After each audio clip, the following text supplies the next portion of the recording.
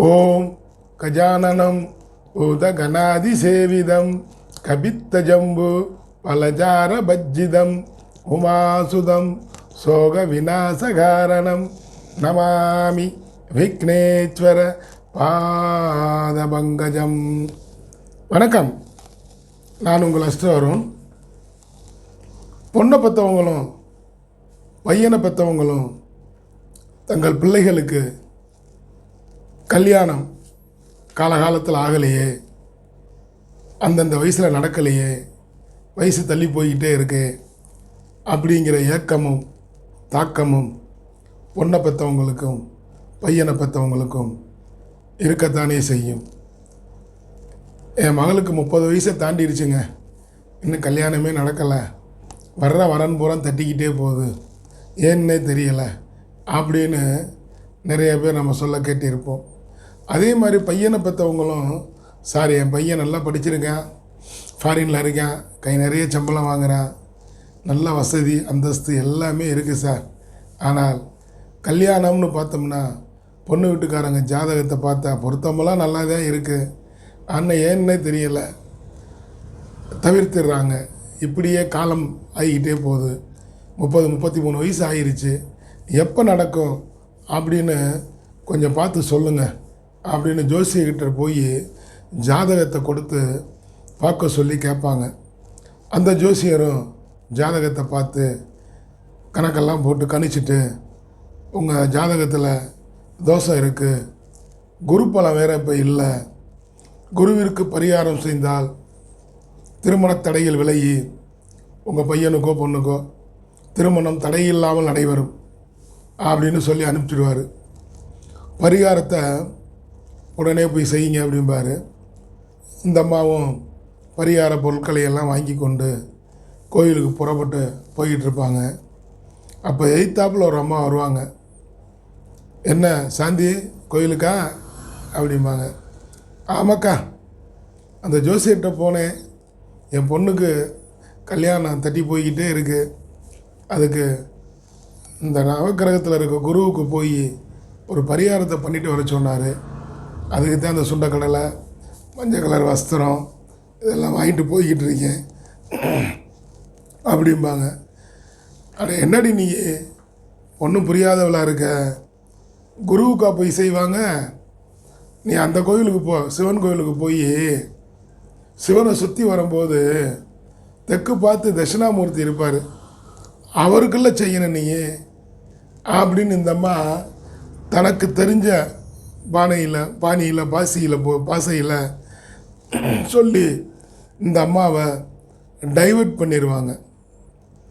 பரிகாரம் செய்தால் சரியாக செய்ய வேண்டும், தவறாக செய்துவிட்டு நான் அந்த கோயிலுக்கு போனேன், இந்த கோயிலுக்கு போனேன், எல்லா பரிகாரமும் பண்ணிட்டேன், எதுவுமே நடக்க மாட்டேங்குது அப்படிங்கிறது வருத்தப்படக்கூடாது. ஏதோ அந்த அம்மாவுக்கு தெரிஞ்சதை சொல்லிட்டு போயிட்டாங்க.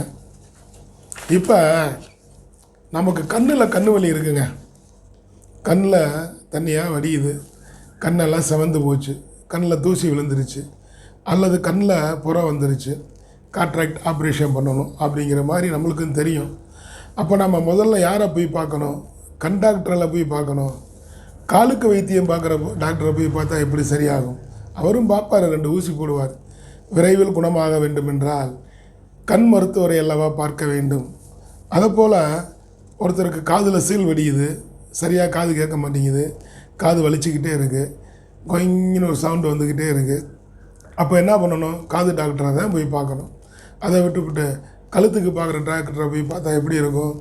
அவரும் ஏதோ ப்ரிஸ்கிரிப்ஷனை எழுதி இந்த மாத்திரை சாப்பிடுங்கம்மா சரியாக போகும் அப்படின்னு ஒரு ஆயில்மெண்ட்டை கொடுப்பார், காதுக்குள்ளே ஊற்றிட்டு இருப்பீங்க.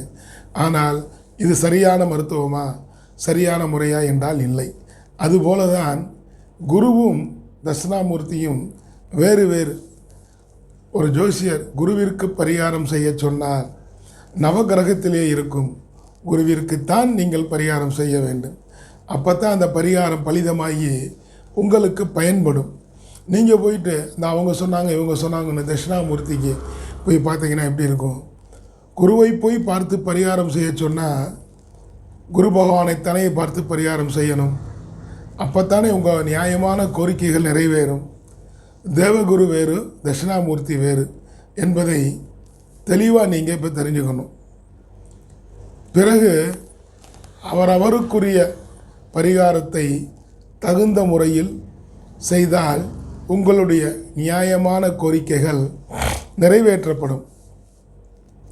9 கிரகங்களிலே குரு ஒருவர் தான் திருமணத்தை நடத்தி வைக்கக்கூடியவர். எல்லாருமே கேட்பாங்க, என்ன குருபலம் வந்தாச்சா குருபலம் வந்தாச்சா அப்படின்னு. குருபலம் இருந்தால்தான் திருமணம் என்ற சுபகாரியங்கள் இல்லத்திலே இனிதே நடக்கும். இந்த குரு ஒரு ஜாதகத்தில் 6, 8, 12 போய் மறைந்து வலுவற்ற தன்மையில் இருந்து பாவிகள் பார்த்தாலோ திருமண தடை ஏற்படும். குரு ராசிக்கு 2, 5, 7, 9ஆம் இடத்தில் கோச்சாரத்தில் சஞ்சரிக்கும் காலத்தில் வியாழ நோக்கம் வலுவாக வந்து அவர்கள் வீட்டிலே மேளம் கொட்ட, தோரணங்கள் கட்ட, இல்லத்திலே இனிமையாக திருமணம் என்னும் மங்களகரமான நிகழ்ச்சிகள் நடக்கும். சிவனின் அம்சமே தட்சிணாமூர்த்தி. எப்படி பகவான் மகாவிஷ்ணு 10 அவதாரங்களை எடுத்தாரோ அப்படியே சிவனும் பல அவதாரங்களை எடுத்துள்ளார் அப்படின்னு நம்ம தெரிஞ்சுக்கலாம். ஒரு அவதாரத்தில் ரிஷபாசூடனாக இருப்பார், இன்னொரு அவதாரத்திலே லிங்கோத்பவராக காட்சி கொடுப்பார் தட்சிணாமூர்த்தி. காசி விஸ்வநாதர், அர்த்தநாரீஸ்வரர், தேயுலிங்கம், வாயுலிங்கம், அப்புலிங்கம், வருணலிங்கம், சொக்கநாதர், பரமேஸ்வரன் என பல பட்டங்களை பெற்று பல அவதாரங்களை எடுத்திருக்கக்கூடியவர் நமது சிவபெருமான். அவர் தட்சிணாமூர்த்தி அப்படிங்கிற ஒரு அவதாரத்தையும் எடுத்திருக்கிறார். அப்போ தட்சிணாமூர்த்தி என்பவர் சிவனின் ஒரு அவதாரம் தானே. தட்சிணம் என்றால் தெற்கு என்ற அர்த்தம்.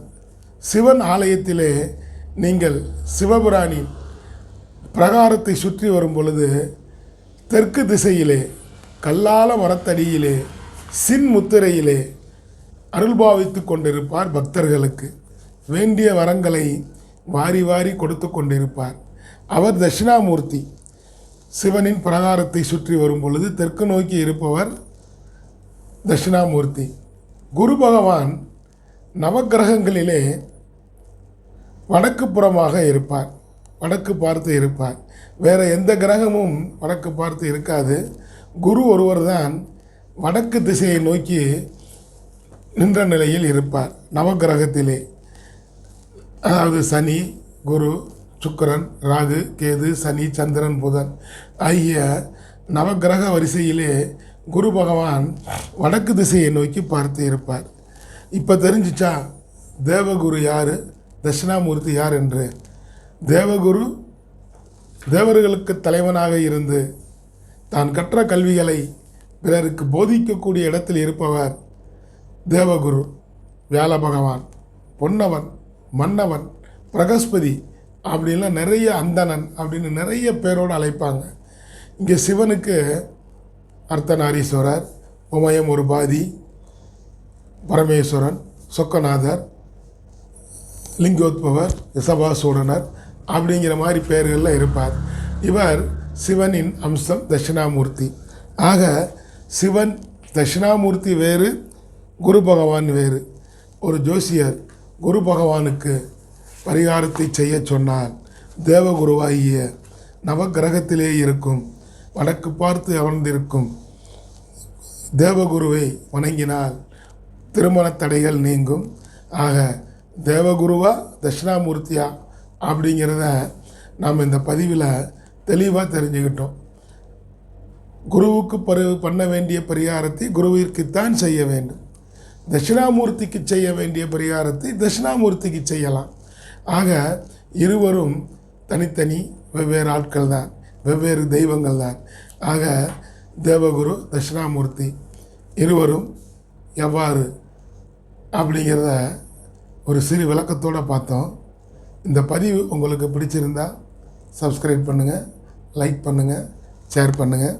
மறந்துடாமல் பக்கத்தில் இருக்க பெல் ஐக்கானை கிளிக் பண்ணுங்கள்.